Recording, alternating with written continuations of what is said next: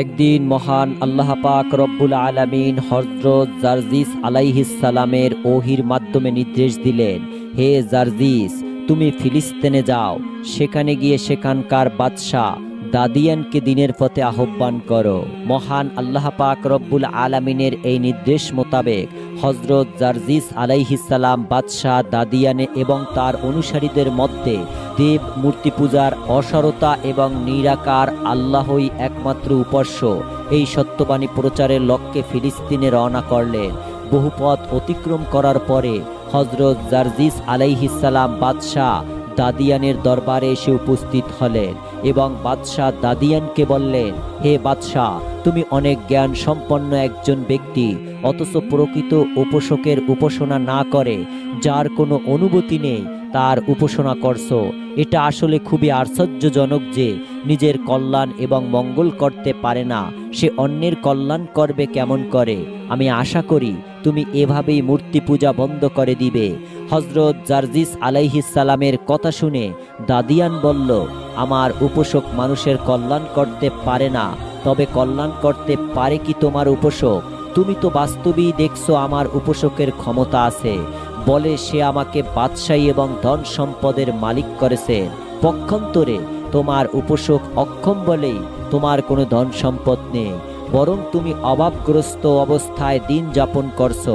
তখন বাদশাহ দাদিয়ান বলল, আমি তোমাকে পরামর্শ দিচ্ছি, তুমি যার পূজা করছো তার পূজা বন্ধ করে আমাদের পূজা শুরু করো, দেখবে আমাদের মতোই তোমারও কল্যাণ সাধিত হবে। এই কথা শুনে হযরত জারজিস আলাইহিস সালাম বললেন, দেখো বাদশাহ, পৃথিবীর জীবন এবং পৃথিবীর ধন সম্পদ সবই সাময়িক এবং ক্ষণস্থায়ী, পক্ষান্তরে পরলৌকিক জীবন এবং ধন সম্পদ সবই দীর্ঘস্থায়ী, তার কোনো শেষ নেই। পরলৌকিক খুশি অর্জন করতে গেলে পার্থিব সুখ অবশ্যই ত্যাগ করতে হয়, নানা প্রকার দুঃখ কষ্ট সহ্য করতে হয়। আমি তাতেও খুশি, কেননা চিরস্থায়ী সুখ এবং খুশির অপেক্ষায় সুখ ও শান্তি একেবারেই নগ্ন। হযরত জারজিস আলাইহিস সালাম এই কথা শুনে বাদশাহ দাদিয়ানকে জিজ্ঞাসা করলেন, তোমার পরলৌকিক সুখ শান্তির দৃষ্টান্ত কেমন হবে? হযরত জারজিস আলাইহিস সালাম বললেন, পরলৌকিক খুশির দৃষ্টান্ত হলো মহাশান্তিময় খুশির বেহেশত। কোনো রকম দুঃখ কষ্ট এবং ভাবনার চিন্তার স্থান নেই। যে বেহেশতে প্রবেশ করতে পারে তার জন্য সব দুঃখ কষ্ট হারাম হয়ে যাবে। পক্ষান্তরে যে পার্থিব জগৎ থেকে নিরাকার আল্লাহকে অবহেলা করে দেবদেবীর পূজা করে, পরকালে তার স্থান হবে জাহান্নাম, আর অনন্তকাল সেখানে সে আগুনের আযাব পেতেই থাকবে। হযরত জারজিস আলাইহিস সালামের এই ধরনের স্পষ্ট উক্তিতে বাদশাহ দাদিয়ান জারজিস আলাইহিস সালামের প্রতি ক্রোধে আগুনের মতো হয়ে উঠল। বাদশাহ দাদিয়ান বলে উঠল, তোমার স্পর্ধা এবং সাহস দেখছি সীমা ছাড়িয়ে যাচ্ছে। আমার সামনেই তুমি আমাদের পূজা নিয়ে দেব মূর্তির কুৎসা প্রচার এবং তোমার উপাস্যের বাহাদুরি প্রচারের দৃষ্টান্ত দেখাচ্ছ। দেখছি তোমার কোনো উপাস্য তোমাকে আমার শাস্তি থেকে রক্ষা করতে পারে। বাদশাহ দাদিয়ান এই কথা বলে বাদশাহ তখন হুঙ্কার দিয়ে বলে উঠল, তোরা কে কোথায় আছিস? এই লোকটিকে বন্দি করে শুলে পরিয়ে হত্যা করে ফেল। বাদশার আদেশ তখনই পালিত হলো। বাদশার অনুগত কাফেরগণ হযরত জারজিস আলাইহিস সালামকে শুলে চড়িয়ে হত্যা করে একটা প্রকাণ্ড অগ্নিকুণ্ডে নিক্ষেপ করল। কিন্তু মহান আল্লাহ পাক রব্বুল আলামিনের কি অপরূপ মহিমা এবং কি অবিশ্বাস্য ব্যাপার! হযরত জারজিস আলাইহিস সালামকে অগ্নিকুণ্ডে নিক্ষেপ করার পর মুহূর্তেই হযরত জারজিস আলাইহিস সালাম সেই ভীষণ অগ্নিকুণ্ডের মধ্য থেকে অত্যন্ত শান্ত এবং সুমধুর কণ্ঠে পাঠ করতে লাগলো, লা ইলাহা ইল্লাল্লাহ, অর্থাৎ, হে মানবগণ, তোমরা জেনে রাখো আল্লাহ ব্যতীত আর কোনো উপাস্য নেই। তোমরা সবাই তার উপাসনা করো এবং জঘন্য মূর্তি পূজাকে পরিহার করো। এই অদ্ভুত ঘটনা দেখে বাদশাহ দাদিয়ান বলল, লোকটা কিভাবে প্রাণে বাঁচল? তবে যেভাবেই হোক তাকে শেষ করতেই হবে। তোমরা একটি ডেকবর্দি পানির মধ্যে তাকে রেখে পানির জোশ করতে থাকো, যতক্ষণ পর্যন্ত তীব্র উষ্ণ জোশের মধ্যে তার দেহ গলে না যায় ততক্ষণ পর্যন্ত তা জাল দিতে থাকো। এই কথা শুনে বাদশার লোকগণ অনবরত একদিন এক রাত পানিতে জাল দিতেই লাগলো, কিন্তু দেখা গেল হযরত জারজিস আলাইহিস সালামের তাতে কিছুই হয়নি। মাছ যেভাবে পানিতে সাঁতার কাটে, হযরত জারজিস আলাইহিস সালাম ঠিক সেভাবেই পরম আনন্দে পানির মধ্যে সাঁতার কাটতে লাগলো। তার সামান্য মাত্র ক্লেশ বা অসুবিধা হলো না।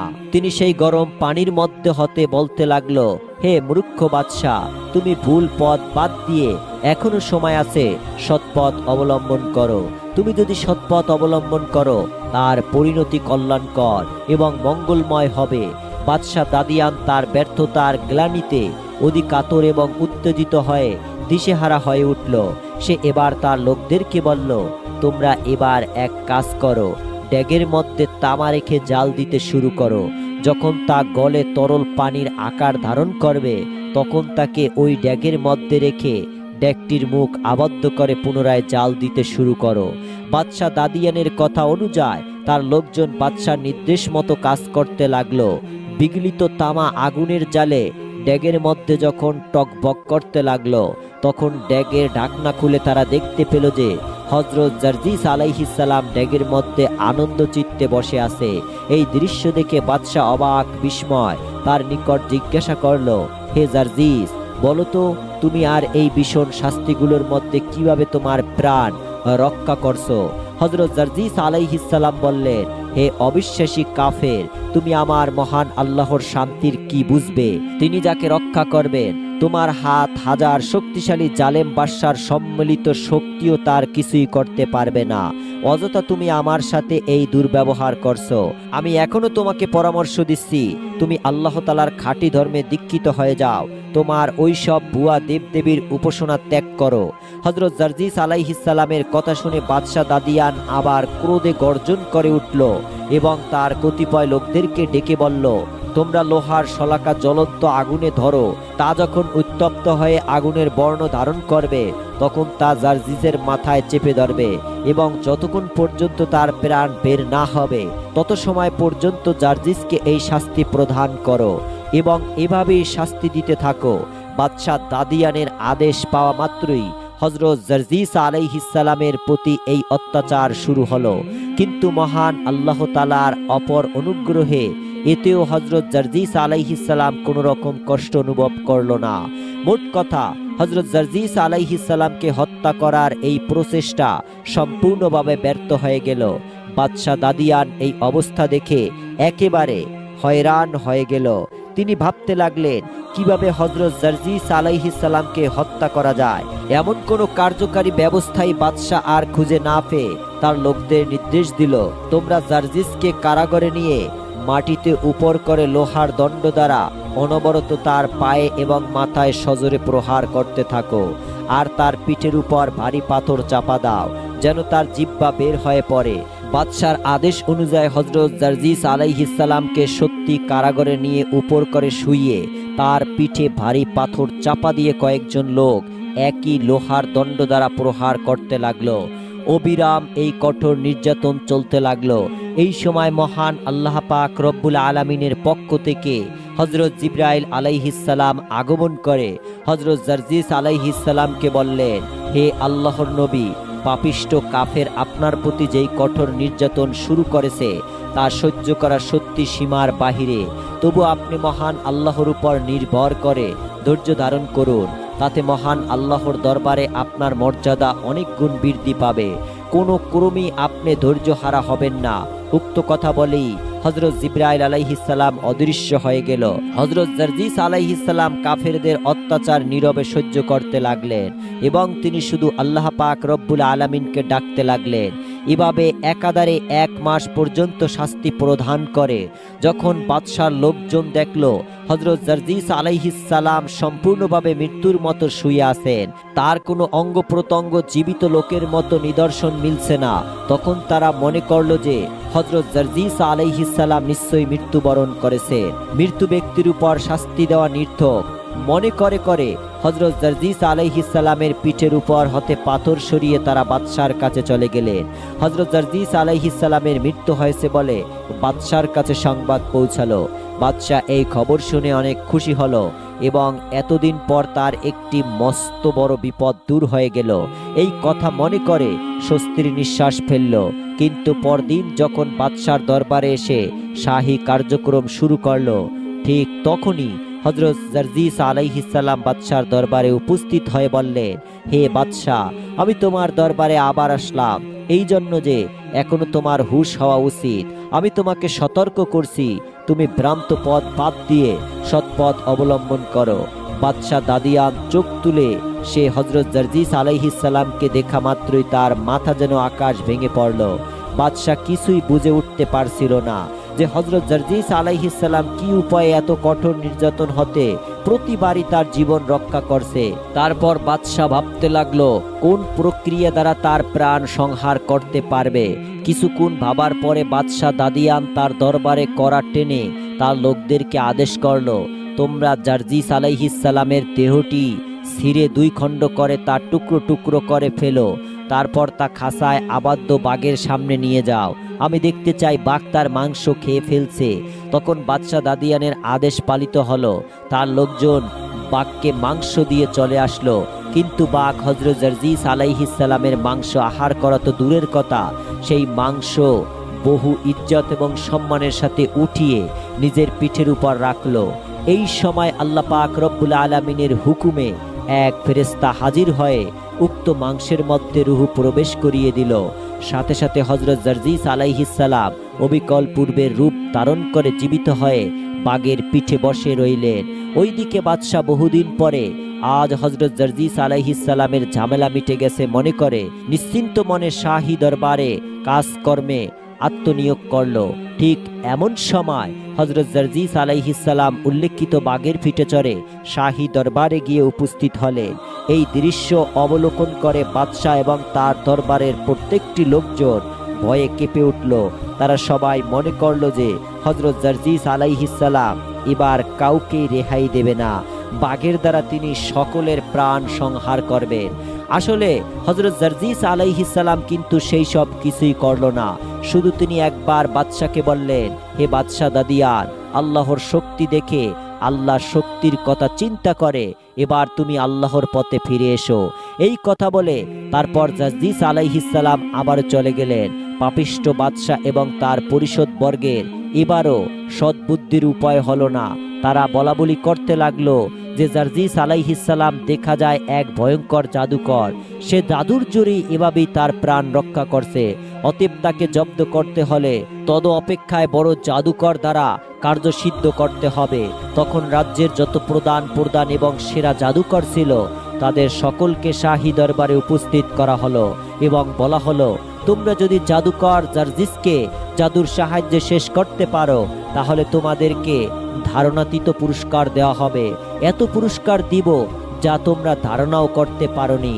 তারপর বাদশার কথা শুনে জাদুকরগণ বলল, জারজিস আর কি জাদু শিখেছে, আমরা তাকে জাদুর দ্বারা অনায়াসে ধ্বংস করে দিব। হে বাদশাহ দাদিয়ান, আপনার চিন্তার কোনো কারণ নেই। জাদুকরগণের এই কথা শুনে তখন বাদশাহ বলল, তোমাদের কথায় আস্থা আসছে না, তোমাদের জাদু শক্তি কেমন তা আমাকে একটু কিছু নমুনা দেখাও। সাথে সাথে তাদের মধ্যে যে প্রধান জাদুকর সে একটি বস্তু দ্বারা দুইটি বিরাট অজগর সাপ সৃষ্টি করলো। অজগর দুইটি ফেনা উঁচু করে এই দিক সেই দিক ছুটাছুটি করতে লাগলো। তার একটু পরে সেই সাপ দুইটিকে দম পড়া মাত্রই তা দুইটি মোটা জাত বলদ গরুতে পরিণত হয়ে গেল। ওই গরু দুইটি দ্বারা এক খণ্ড জমিন চাষ করে তাতে গমের বীজ রোপণ করা হলো। সাথে সাথে তাতে গাছ হয়ে ফসল ফলল এবং তার সাথে সাথে পেকেও গেল। তখন সেই ফসল কেটে মলম দিয়ে ওই গম পিষে আটা তৈরি করে তা দ্বারা রুটি পক্ক তৈরি করে ওই রুটি বাদশাকে খাওয়ানো হলো। এতে মাত্র অল্প কিছু সময় লাগলো। বাদশা এই সব ঘটনা স্বয়ং চোখের সামনে নিজেই দেখলেন। এই অদ্ভুতপূর্ব আশ্চর্য ঘটনা দেখে বাদশা এবং তার লোকজন সকলেই ভাবল, এই অদ্ভুত ক্ষমতাশীল জাদুকরের হাতে আর জারজিসের রক্ষা নেই। বাদশা দাদিয়ান তখন মিসকি মিসকি হাসতে লাগলো এবং তিনি মনে মনে ভাবতে লাগলো, এবার তার জাদুর কেরামতি শেষ হয়ে যাবে। জারজিসের এবার সব কেরামতি একেবারে নিমিষেই মিশে যাবে। জারজিসের কি অবস্থা যে হবে তা আমি কল্পনাও করতে পারছি না। এবার দেখি সে কি করে বেঁচে যায় এবং কোন আল্লাহ তাকে বাঁচিয়ে রাখে। বাদশাহ দাদিয়ান এই সব কথা ভাবতে লাগলো এবং মিসকি মিসকি হাসতে লাগলো এবং বাদশাহ দাদিয়ান খুশিতে আত্মহারা হয়ে বাদশাহ জাদুকরকে মূল কাজ করার পূর্বেই শুধু জাদুর নমুনা দেখে তাকে অনেক মূল্যবান জিনিস প্রদান করলো এবং জাদুকরকে বলল, তোমার পুরস্কার আমার কাছে জমা রয়েছে, তোমার কাজ শেষই তোমার পুরস্কার দেওয়া হবে। এত সামান্য কিছু, তোমার জাদু দেখে আমি খুশি হয়ে তোমাকে উপহার দিলাম। মূল কাজ শেষ করার পরে তোমাকে মূল্যবান জিনিস আমি উপহার হিসাবে দিব। বাদশাহ দাদিয়ানের এই সব পুরস্কার পেয়ে তখন জাদুকরগণ বলল, আপনার কোনো চিন্তার কারণ নেই, আপনি শুধু অপেক্ষা করুন আর দেখুন আমি তার কি করি। জার্জিস রেহাই পাবে না আমার হাত থেকে। আজ পর্যন্ত কোনো জাদুকরই রেহাই পায়নি। আপনি আপনার জায়গায় বসে দেখুন আমি জার্জিসের কি অবস্থা করি। তারপর বাদশাহ বলল, এখন তুমি তোমার মূল কাজে আত্মনিয়োগ করো। জাদুর দ্বারা তাকে কুকুর বানিয়ে ফেলো, আর বাজারে কুকুরগুলো এসে একযোগে তাকে কামড়িয়ে বেদি ব্যস্ত করুক, তারপর তাকে হত্যা করার ব্যবস্থা করবে। জাদুকর বলল, জাহাপানা, তাকে কুকুরে পরিণত করা তো একটি সামান্য কাজ, তবে আপনার যখন ইচ্ছা আমি তাই করছি, আপনি অপেক্ষা করুন। তারপর জাদুকর এক পেলা পানি এনে মন্ত্র পরে তাতে দম করল। তারপর বাদশাকে বলল, জাহাপানা, এই পানিটুকু জার্জিসকে পান করিয়ে দিন। বাদশাহ হজরত জার্জিস আলাইহিস সালামকে দরবারে এনে উক্ত পানির পেলা সামনে ধরে বললেন, হে জার্জিস, তুমি এই পানিটুকু এখনই পান করো। হজরত জার্জিস আলাইহিস সালাম কোন রকম ইতস্ত না করেই আল্লাহর নাম করে সমস্ত পানিটুকুই পান করে ফেলল। পানি পান করায় তার ভেতরে কোনো রকম প্রতিক্রিয়া দেখা দিল না। তখন জাদুকর আশ্চর্য হয়ে জিজ্ঞাসা করল, হে জার্জিস, পানি পান করে তুমি তোমার মধ্যে কোনো রকম ভাবান্তর লক্ষ্য করছো কি? তাদের প্রশ্ন শুনে হজরত জার্জিস আলাইহিস সালাম বললেন, ভাবান্তর কি লক্ষ্য করব? তবে আমার খুব পানির পিপাসা পেয়েছিল। তোমাদের দেয়া পানিটুকু পান করে আল্লাহর রহমতে আমার প্রাণ শীতল হয়ে গেছে। এই ভাবান্তরটুকু আমি অবশ্যই লক্ষ্য করছি। হযরত জার্জিস আলাইহিস সালামের উত্তর শ্রবণ করে পাপিষ্ট কাফেরগণ একেবারে আশ্চর্য হয়ে গেল। তাদের মুখ থেকে আর কোনো কথাই বের হলো না। তারপর জাদুকর বাদশার কাছে বলল, জাহাপানা, আপনার বিরুদ্ধে যদি কোনো প্রবল পরাক্রান্ত সেনাপতি বিরাট সেনাবাহিনী নিয়ে আপনার সাথে যুদ্ধ করতে আসতো, তবে আমার জাদুর জোরে তাকে দল বলে নিপাতিত করতে পারতাম। কিন্তু ওই জার্জিসকে মনে হচ্ছে খুবই পাকা জাদুকর, তার শক্তির সাথে আমার কুলিয়ে উঠতে পারবো না। জাদুকরের প্রধান ব্যক্তি হযরত জার্জিস আলাইহিস সালামকে লক্ষ্য করে বলল, জার্জিস, আমরা আজ নির্দ্বিধায় স্বীকার করছি এই যুগের দুনিয়ায় সর্বশ্রেষ্ঠ জাদুকর তুমি। তোমাকে ওস্তাদ বলে মেনে নিতে আমার কোনো আপত্তি নেই। মনে হচ্ছে তুমি স্বয়ং ভগবান, তুতুল্য ক্ষমতার অধিকারী। নয়তোবা আমরা তোমাকে যেই পানি পান করিয়েছিলাম ওই পানি পান করার পরে এতক্ষণ পর্যন্ত বেঁচে থাকতে পারে এমন কোনো লোক এই পৃথিবীতে নেই। অথচ দেখছি তোমার উপর ওই পানি কোনো আসরই করতে পারেনি। হযরত জার্জিস আলাইহিস সালাম বললেন, হে জাদুকর, তোমরা তোমাদের খেয়াল অনুসারে আমার সম্পর্কে ভুল ধারণা পোষণ করছো। আসলে আমি কোনো জাদুকর নয়, বরং কোনো ভগবানও নয়। অথচ মহান আল্লাহ পাক রব্বুল আলামিন একক, তিনি সকল শক্তির অধিকারী এবং সর্বশক্তিমান। তার অসীম শক্তি হতে আমাকে কণামাত্র শক্তি দান করেছে। এই কথা বলার পরে জার্জিস আলাইহিস সালাম আরো বললেন, আমরা যেই কাজ করি না কেন তাই তার ওই শক্তি এবং ক্ষমতার বিকাশ মাত্র। তার ওই প্রদত্ত সাহায্য এবং অনুগ্রহের বলে আমি সকল বিপদ হতে রক্ষা পেয়ে থাকি। তিনি যাকে রক্ষা করেন কারো ক্ষমতা নেই যে তার তিলমাত্র ক্ষতি করতে পারে। আমি তার হতে তার বাণী প্রচার করতে প্রেরিত হয়েছি। হযরত জার্জিস আলাইহিস সালামের কাছে রাজ্যের শ্রেষ্ঠ জাদুকরের এভাবে পরাজয় স্বীকার করায় হযরত জার্জিস আলাইহিস সালামের সুখ্যাতি এবং সুনাম সমস্ত রাজ্যে প্রচার হয়ে গেল। তিনি যেই সত্যি আল্লাহর নবী, দেশের সাধারণ জনগণের প্রায় সকলেই তা বিশ্বাস করল।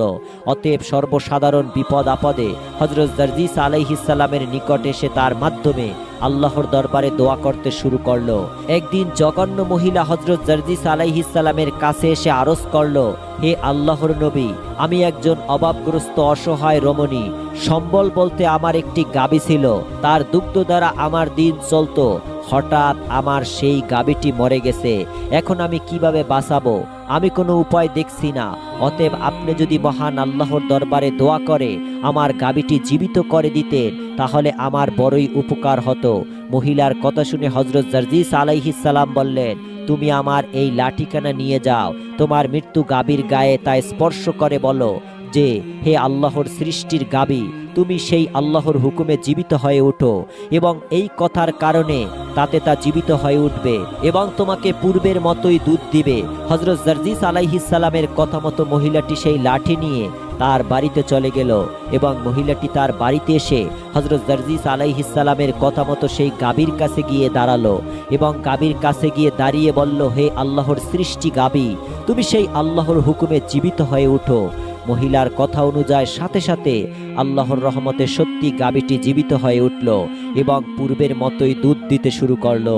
সুবহানাল্লাহ। এরপর হযরত জারজিস আলাইহিস সালামের এই মুজিজার কথা সারা দেশেই ছড়িয়ে পড়ল।